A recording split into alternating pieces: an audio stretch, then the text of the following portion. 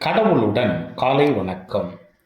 புனித மார்க்கு எழுதிய நற்செய்தி 6ஆம் அதிகாரம் 45 முதல் 52 வரை உள்ள இறைவார்த்தைகள்.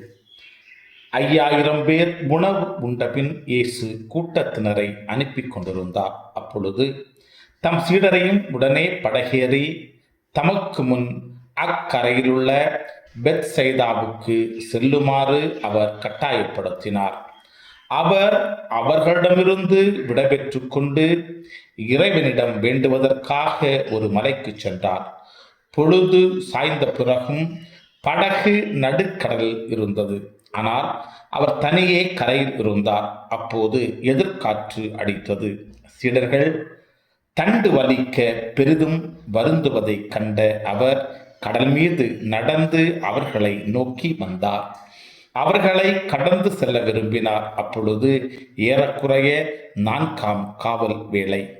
அவர் கடல் மீது நடப்பதைக் கண்டு அது பேய் என்று எண்ணி அவர்கள் அலறினார்கள்.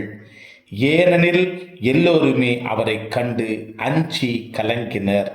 உடனே இயேசு அவர்களிடம் பேசினார். துணிவோடு இருங்கள், நான் தான், அஞ்சாதீர்கள் என்றார். பிறகு அவர்களோடு படகில் ஏறினார். காற்று அடங்கியது. அவர்கள் மிக மிக மலைத்து போனார்கள். ஏனெனில் அப்பங்கள் பற்றிய நிகழ்ச்சியை அவர்கள் புரிந்து கொள்ளவில்லை.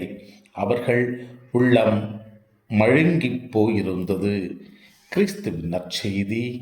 இந்த நாள் இனிய நாளாக அமைய வாழ்த்துக்கள். चल सला सला सला चल चला चल चल चला चल பல பல பல புதுமைகள் பெருமைகள் இனிமைகள் இறங்கிய நல்ல நாள், ஒரு நல்ல நாள், நம் தேவன் தந்த நாள். இது நல்ல நாள், ஒரு நல்ல